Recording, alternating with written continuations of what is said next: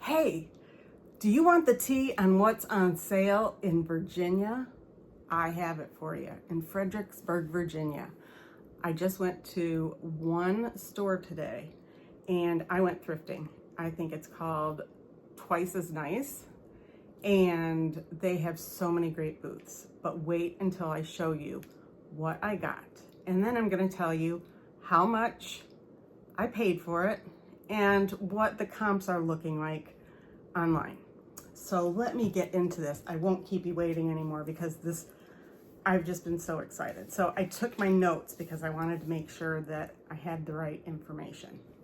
But we'll start here with this Fenton hobnail milk glass pitcher or basket. And I got this for $15 minus 15%. And it's beautiful. It's in perfect condition. And let's see, this online is going between 35 and 40. So that was really exciting to get a piece of milk glass that is like in this pristine condition. The next thing I have, this is what I wanted to tell you. Don't spill the tea. Yep, I found the mother lode of all teacups and saucers. So this is, let's see, Eastern Germany porcelain, ES Germany porcelain teacup and saucer made between 1900 and 1920. And you can see the gold and the burgundy in there, and then matching plate. I got two of these. They were each $5 the set. So this was $5 and minus 15%. And they are listed online anywhere between 80 and 90. Now, I will be delighted if I get $30. I mean, I'm not going to sell it as high as some of those because they were selling prices, but I'm going to be realistic. I want to find a good home for these, right? I don't want to just hog them, and I don't want to sit there with them in my stand. So that was just a really great buy. Now this one was unique, and I didn't really even know what I was getting, but this is, I'm debating if I'm going to tell you or if I'm going to say, let's wait and I'll tell you what it is. I didn't know exactly what it was, but it's a tremulous saucer. It's Austrian porcelain. It's made in Austria. 18th century. This is the holder for either a teacup, or you can put like a small little tea pitcher with a lid that would serve like syrups in the bowl. And this holds it steady because it's connected, and that way you don't drip when you take the spoon out. So I have white. The reason I got it is because I have white cups. So I knew white small teacups. So I knew I would be able to put a teacup in there, but I didn't really know what it was for. Part of me said, is that an ashtray? But no, it's not an ashtray. So that was pretty cool. And those, I told you they were 18th century, and I got that for $5. Another teacup and saucer. This one is, let's see, Theodore Haviland, 1950s American china maker from New York. And this is part of his Pasadena line. And I got this for $5 as well, and I didn't look up the comps on it. I'm sorry. But regardless, $5, who could pass that up? These are the fun things. This one is really fun, and I might just start my own collection and not take any of these to the store. But this is resembles a Westinghouse washer and dryer set, and it's salt and pepper. Is that not adorable? Salt and pepper and the little dials on the washer and dryer. I just thought that was adorable. It even has a little dryer vent. And then the other one I got, see, this is gonna be so hard for me, but salt and pepper bread. And these are Cracker Barrel salt and pepper shakers. And I got them for $4.98 right there. And they are selling for $13 to $15 on eBay with shipping. So a little more than, I'd say if you added the shipping into it, if you were to buy it on eBay, you'd be spending a minimum of $15. So those are absolutely adorable.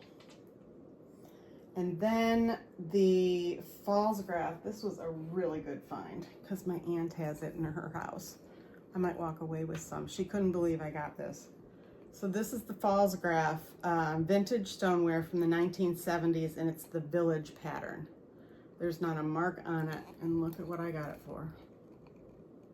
$3.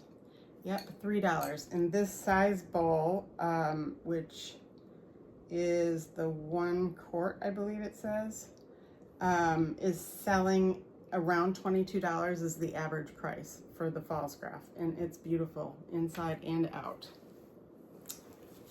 Next, I've got this Hasbro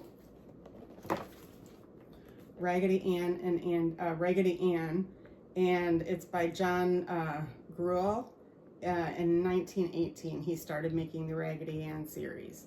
And this is new in the box, and I looked on the product date, and it's copyright 1987. I got this for $7, and yeah, $7, and the 1987 version, new and in box, is showing between $45 and $50. Now I did find one for $29.99, but the shipping on it was $38.25. Really? And then there was another one on Mercari, which was $42, but $7 for shipping. So I'm pretty sure I could get probably $40 for this. Even if I dropped it to $35, that's still a really big profit. And what else do I have here? Now these glasses, I had a set of 6 of them. 6 of them, I believe. They're the Anchor Hocking mid-century modern. They were out in the 70s, and I got them for $3 for all 4, and they're going for $22. Now I sold all 6 of mine. I sell them singly. The person that bought the 6 of mine bought all 6, but these were $3 each. I'm sorry, $3 each. And I plan on marking them at least at $10 each, because I sold the other ones. I have to look in my books, but I think I sold each class at $10 each. So these are in perfect condition. So I know that there's market for it because I literally just sold them before. So at $3 a piece, and if I aim for 10, that'll be great. And then, oh, let's finish off the ceramics and porcelain. This is the world's most magical celebration. It's Disney World's 50th anniversary mug. It was from Disney, and let's see, this 50th anniversary I picked up for $7, and it's going between $47 and $62 on Mercari and eBay, and then you add the shipping in there. So I plan on aiming for $45 on this, but that gives me some wiggle room if somebody wants to negotiate with me. But it's in perfect condition. I don't think it was ever used. It's just gorgeous. And it's kind of raised, like the pattern on it is raised, like Goofy and Mickey, their ears and their nose are raised. It's pretty cool. Now these were very exciting too, because you guys know when I brought back the quilts and the Afghans last time, they sold immediately. Now that one Afghan I had was a monster. It was a king size comforter. Like it went all the way to the floor in a king size bed. This is a beautiful square, like an Afghan for the couch, maybe put it on the couch. And there's no odors added to it at all. Like it is in perfect condition. It's so pretty. It's like, why do I want to get rid of this? I wouldn't want to. The colors are really pretty when you look at it all together. So knowing from what I've sold the other ones, well, let me tell you, I got this for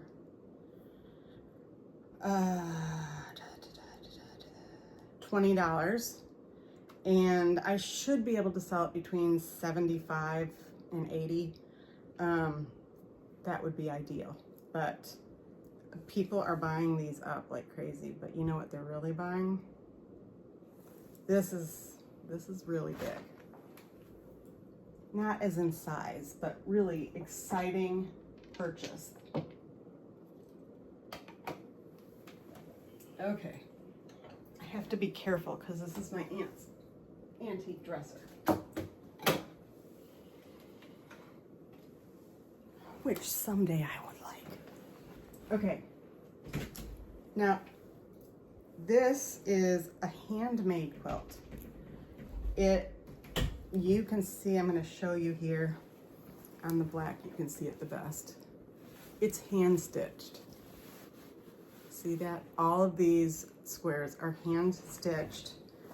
There is not a spot on it. And the back is pure creamy white. It's not stained or anything, but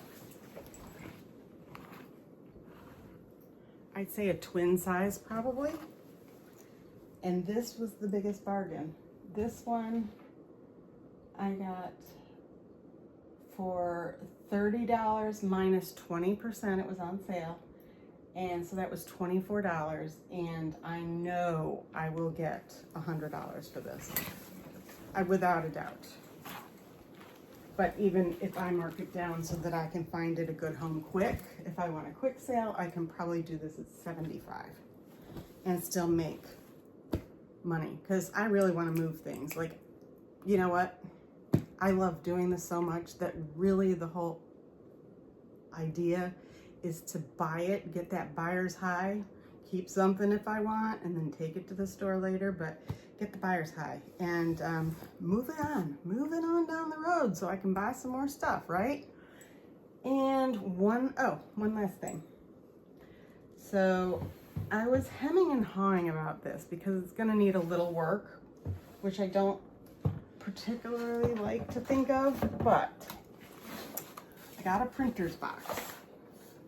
Now it's painted a really nice blue, but they have these papers in here, so I'm not particularly fond of all the papers, but with our 250th year celebration in the US of A, this might be a really great printer's drawer to keep blue and maybe do some vintage papers in the back, like make them all vintage.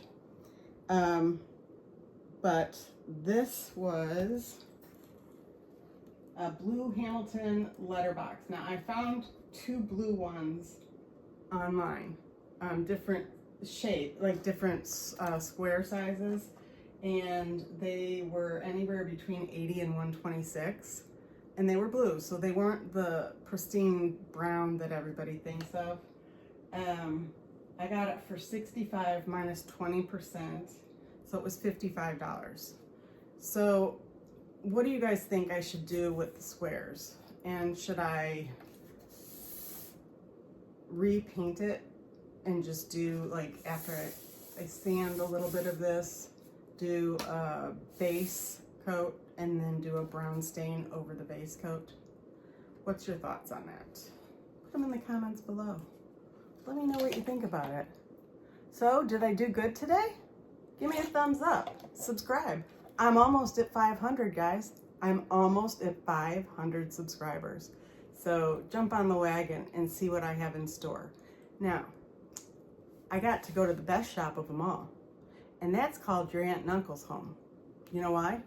Because she ain't charging me anything for it. Now, of course, there's things that are too sentimental and I'm not going to sell, but I got a lot of teacups and saucers, a lot. And I've got silver. I've got my great grandmother's pot. I'm not selling that. It's a double boiler, but I will share it with you. So I've got a lot of stuff. And that's going to be for another video. So anyways, I hope you enjoyed this, and I look forward to seeing you in the next video. And remember, don't give up. I'm not giving up, and you matter.